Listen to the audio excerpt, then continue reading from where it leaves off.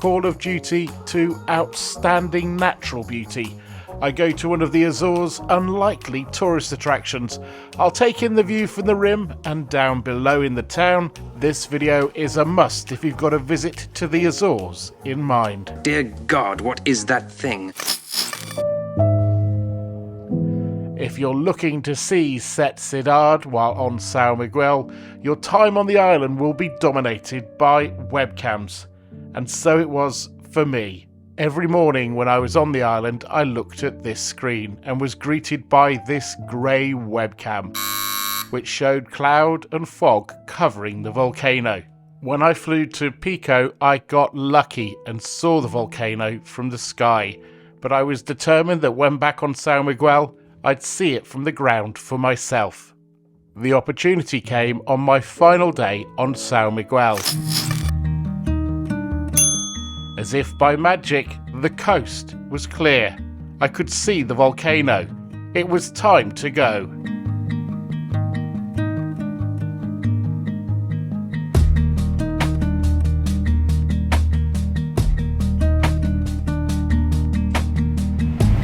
This is the route for today's video, from Ponta Delgada up to the area around Sete Cidades. Even in the winter, when I was there, the flowers on the hydrangea bushes were impressive. It must be quite something in spring and summer.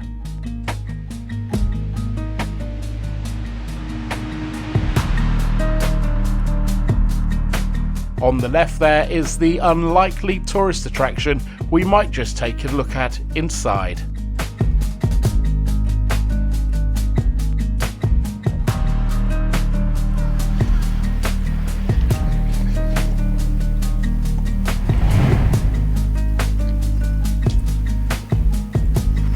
Well, there can't be many prettier places to live. Anywhere in the world? Let me know in the comments below.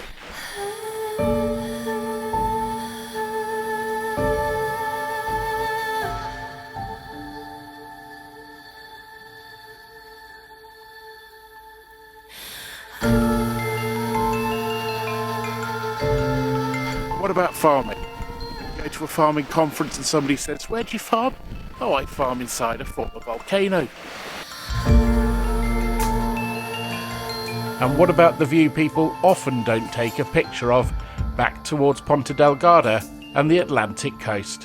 When you're at this viewpoint, you're always aware of the looming derelict building, the Monte Palace Hotel, right behind you. I could not resist taking a closer look. However, you have to know one thing about me as we head towards the building. I'm not a rule breaker. I avoid it most of the time.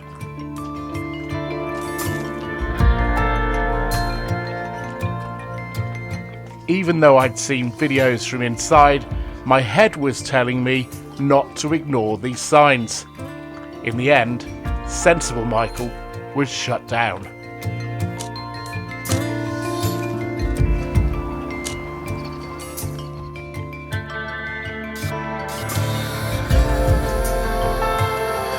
Well, it's like a set from The Walking Dead or from Call of Duty, isn't it? But this hotel is an unlikely tourist attraction, and like everyone else, I'm going to have a look around.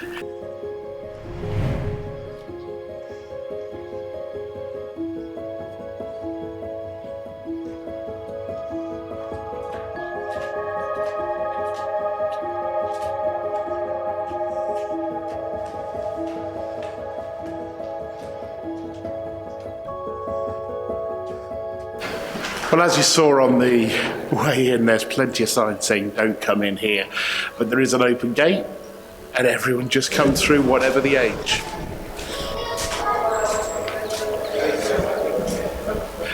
I'm not sure you want to be here on your own at night. I think you'd expect The Walking Dead to come at any stage, but this was clearly a bedroom with a balcony.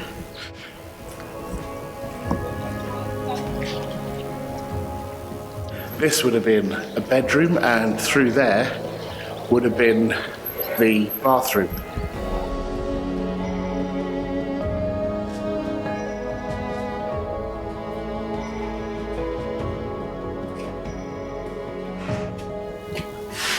And a lovely toilet.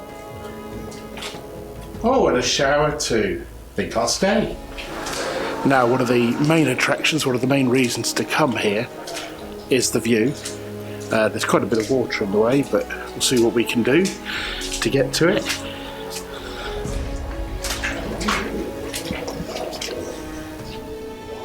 While I may be happy to come in the building, I'm not so sure about getting my feet wet so early in the day. But thankfully, there are balconies around here where you can also get a view out.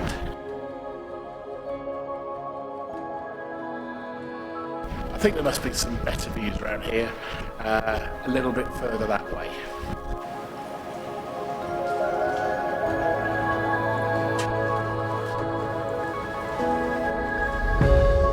Well, this view looks a little bit better.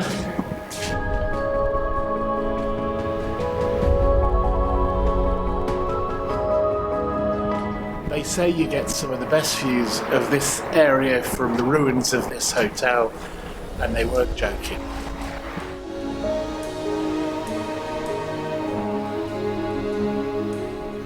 If this view isn't worth a like, I don't know what is. You may wonder what the backstory is to this building. Well, in the 1970s there was a plan to build 2 deluxe hotels in the Azores. Millions was spent on them. It wasn't until the 1980s that this building was eventually opened. But the company that owned it was massively in debt, and in less than 2 years the hotel was closed. Initially this building was guarded. However, when the money for that ran out, it was left to deteriorate to this state.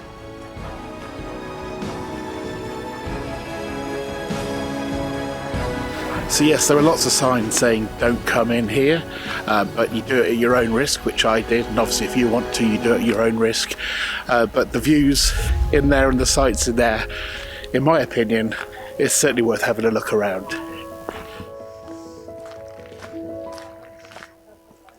It is also a really funny tourist attraction in one sense, that there are no signs about going in there, no guidance about going in there, but pretty much everyone who comes here goes in there. Oh, and get here early. I was here about half an hour ago. The car parks are empty. Have a look now.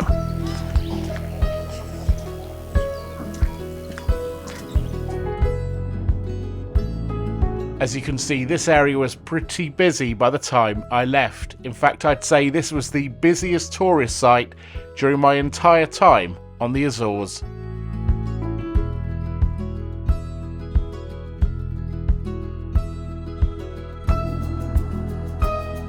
A little later in this video, I'll let you know exactly how much this mini road trip cost me. The answer in short, not a lot.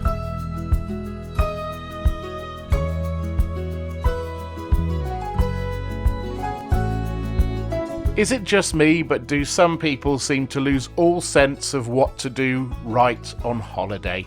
There was parking only about 200 metres away from this site.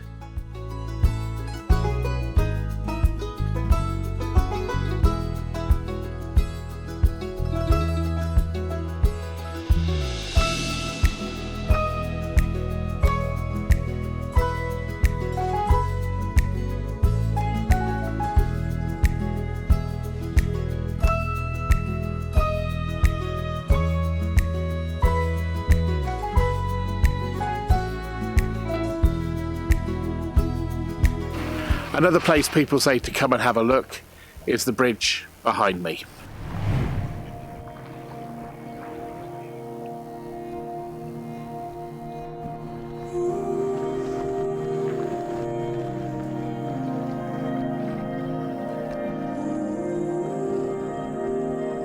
Anyone up for a 360 from the bridge?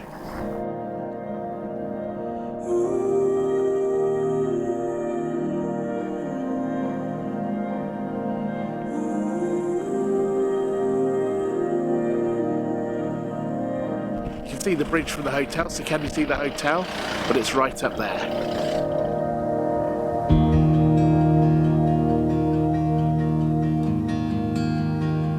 As we head into town, I just want to let you know that at the end of this video I'll show you another small lake in this area that's recommended in the tourist guides.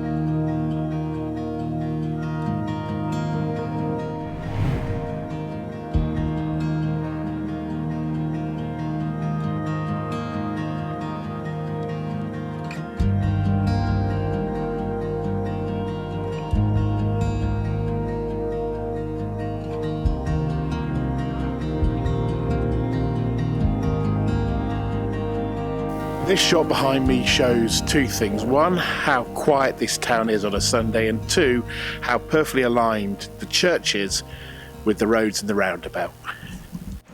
Yes, certainly at this time of year, parking around here doesn't seem to be much of a problem.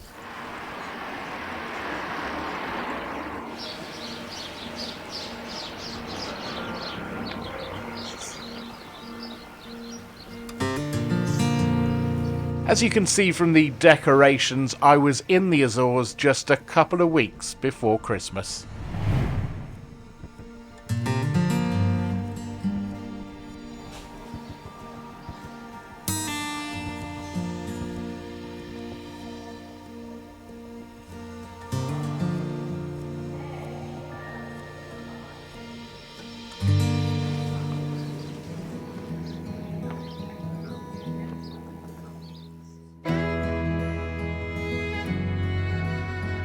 If this video has got you thinking more about visiting the Azores, then tickle that subscribe button, because I've plenty more videos to come from my time in these fantastic islands.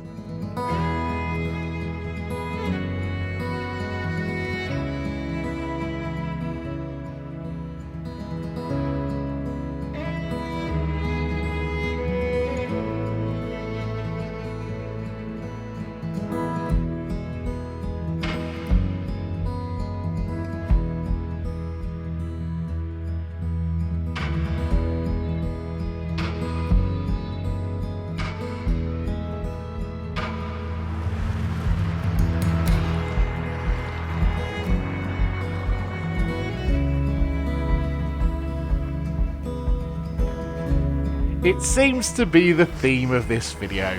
If it looks closed, just walk around.